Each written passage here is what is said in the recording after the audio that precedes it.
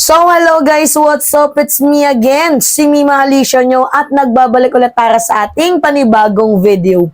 So eto na nga po guys, pag-usapan natin itong update kung nasaan na nga ba, may information na nga ba, saan yung pinatutunguhan nga ba ni Kibuloy. Actually guys, madami po yung nagtatanong sa akin na Mima, nasaan na ba si Kibuloy? Pahingi naman kami ba ng update? O sabi ko, sige, dahil mahal na mahal ko itong ating mga subscriber, mga followers natin na kahit sa Facebook ay inaabangan ako. Ito, ilalabas na natin ang update. Kasi samot-sari na po guys ang information na kumakalat ngayon na alam nila kung nasaan na itong si Kibuloy. May nagturo na. Kumbaga, smooth transition lang ba ang ginagawa ng ating Philippine National Police ngayon kasi baka hindi natin alam, nililigaw yung PNP natin, 'di ba, yung magtuturo tapos wala naman pala doon, patibong, 'di ba? So, bine-verified nila. Pero ang update po today, guys, ay napakadami na pong kumakanta dito kay Kibuloy. Madami na po ang nagtuturo. Ang iba pa nga po guys, pare-parehas lang ng address. So, bini-verified po ng Philippine National Police itong kanilang mga information. So, ngayon, panoodin natin itong balitang to. Hindi kasi guys, sa totoo lang kasi diba, bago natin i-play, diba sa totoo lang, malaking pera, yung 10 milyon, talagang hindi na talaga papatulugin dyan. Itong si Kibuloy, kabado na yan eh. Diba, kumbaga isa siyang ginto para sa mga tao, biruin mo, easy money, 10 milyon, tapos dinadagdagan pa ng PNP. Hindi, totoo guys, dadagdagan, pinag-iisipan ng Philippine National Police na dadagdagan nila ang pabuya. So madami na nga, 10 milyon pa nga lang guys, madami na ang nagtuturo. Ang problema kasi dito, meron kasing kulto, itong si Kibuloy na nagtuturo lang, uy, nandito si Kibuloy, pero ang ginagawa nila, nililihis nila sa istorya. Pinapahirapan nila ang PNP. So, bine-verified muna ng Philippine National Police. Diba? Tama nga naman yung gawin ng PNP. Hindi yung padalos-dalos sila. Baka malay mo, pagpunta nila, it's a trap, patibong. Diba? So, tama yung ginawa ng PNP na i-verified muna nila. So, ngayon, ito yung balita. O, basahin ko muna yung balita ha. PNP confirms receiving info from many tipster on Apollo Kibuloy's whereabout. So, ang sabi dito, kinumpirma po ng Philippine National Police na nakaka-receive po sila ng sandamakmak, napakadaming information. Galing po sa mga nagtitips, diba? Galing po sa mga taong gusto din ata ng easy money, which is yung 10 milyon. Ukol nga dito sa location, kung nasaan nagtatago, itong si Kibuloy, yung info sa kanya. So ngayon, panoodin muna natin tong balita. The search for Kingdom of Jesus Christ leader Apollo Kibuloy and 4 other members continues, according to the Philippine National Police. PNP Public Information Office Chief Police Colonel Jean Fajardo confirmed that they have been receiving numerous tips regarding their whereabouts. This search and information follows the announcement by DILG Secretary Ben-Hur Abalos of a reward for any information leading to the capture of the accused. Last Thursday, July 11, police apprehended Pauline Canada, one of Kibuloy's co-accused in Davao. She faces charges of qualified human trafficking, child abuse, and sexual abuse. Yung ating hotline ay talagang mainit. Marami po tayong nakukuha po na information. But Narinig nyo? Yung ating hotline, mainit.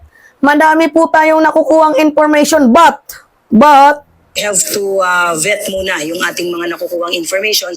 we had to vet the information. Diba? Kailangan muna nating imbestigahan kung legit yung information and location na binibigay kasi baka malay mo, it's a trap. Yung mga pupunta doon ay baka malay mo pag susunugin itong Philippine National Police. May kulto nga 'di ba itong si Kibuloy. So nag-iingat din. Continue. Some of them might be true, but we also have to consider na some of them is intended para guluhin or iligaw po tayo. Oh, yan yung iniiwasan natin, yung pagliligaw. Kasi dyan magaling sila Kibuloy eh. 'Di ba? Yung pagliligaw ng landas sa mga tao. At hindi din po malabong gawin nila yon sa PNP, Philippine National Police, na naghahanap po, lalo na dito kay Kibuloy. Kasi pinaghanap to ng batas eh. 'Di ba? Doon sa ating direksyon ng paghahanap. Oh, yan. Baka daw iligaw sila sa direksyon ng kanilang paghahanap. Oh, yan yung iniiwasan natin. Alam nyo ba, mga minamahal, may dagdag ko lang doon sa Jumarica, o sa mga hindi nakakaalam, kasi diba si Kibuloy, may kaso sa Pilipinas, may kaso din sa Amerika. Kumbaga, pinag-aagawan nga siya ng FBI, di ba? Federal Bureau of Investigation, tapos ng bansang Pilipinas. Pati mismo ng detention center ng Philippine National Police, pinag-aagawan itong si Kibuloy. Sa mga hindi po nakakaalam, mga minamahal, itong si Kibuloy, alam nyo ba, na nang rape po, di umano, allegedly, ng 11 years old. Ito yung balita, US announces sex trafficking charges versus Apollo Kibuloy. Dito tayo sa pangalawang sa pangalawang paragraph. A 74-page indictment charge Apollo Carrion Kibuloy, founder of a church called Kingdom of Jesus Christ, the name above every name, KOJC, and other church official, including 2 US-based church administrator, with running sex trafficking operation and threatened victim as young as 12. Yung nauna kong nabasa, 11 years old, pero dito 12. Pero bata pa din yon. As young as 12 years old, internal damnation and physical abuse. See?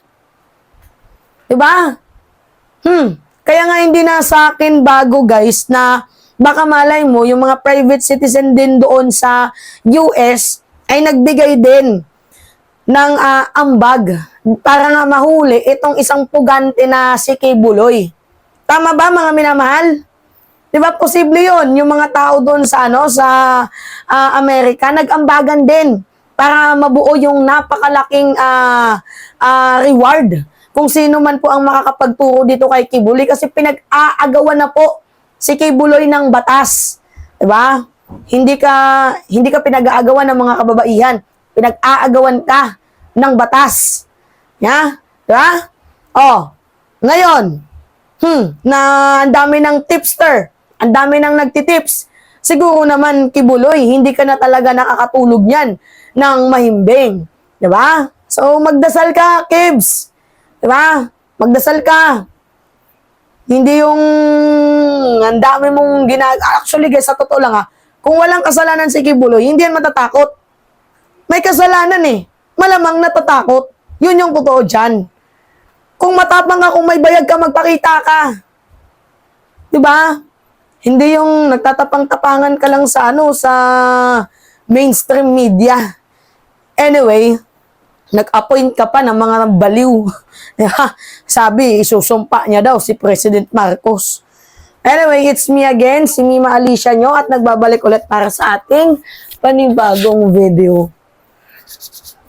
Yan, guys. Sa mga hindi nakakaalam, hindi ako nagpo-promote ng product kaya maputi si Mima Alicia. Hindi, maitim ako dito sa camera kasi medyo hindi yung lightning ko Pero gumagamit po ako ng serum. Yan. Para maganda po yung face, para pantay yung kulay ng mukha natin dito sa leeg. Yan. Anyway, yun lamang po, guys. Subscribe niyo po ako para lagi kayong updated sa ating mga quick vlogs. Hindi na po ako nag-live kasi sabi nila, wag ka na lang mag-live, Mima. Yan sabi nila sa akin wag na lang daw akong mag-live. Mas gusto nila, nagbablog lang daw ako. Pag live, masyado daw mahaba. Sabi nila, ayaw daw nila ng 1 hour. Yan yung suggestion ng ating mga minamahal. Kayo, mag-suggest nga kayo, mga minamahal, dapat pa bang mag-live si Mima or hindi na talaga? Kasi ako, matagal na ako walang live, 3 araw na kasi Yan po yung sabi ng ating ibang mga followers. Gusto nila yung diretsahan daw agad. Pag live daw kasi, madami akong shout out. Eh, sa totoo lang naman mga minamahal, wala ako dito sa posisyon ko ngayon kung wala kayo. So, nagbibigay po ako ng ng time sa ating mga viewers. Dahil mahal ko po yung mga viewers ko. Eh, meron din naman po kasi tayong mga viewers na gusto nila balita agad, hindi nakakahabol sa live, kaya hindi sila nasi-shoutout siguro, kaya ganun. Kaya nagagalit sila sa akin. Pasensya na mga minamahal ha. So, kayo, magdesisyon kayo kung magla-live pa ba si Mima or hindi. So, nasa sa inyo yung desisyon. Pag gusto nyo na mag-live ako, magla-live tayo mamaya. Pero kung gusto nyo vlog lang tayo, magbablog na lang palagi si Mima. Anyway, yun lamang po guys. Salamat. It's me again, si Mima Alicia nyo, at nagbabalik ulit sa ating panibagong video.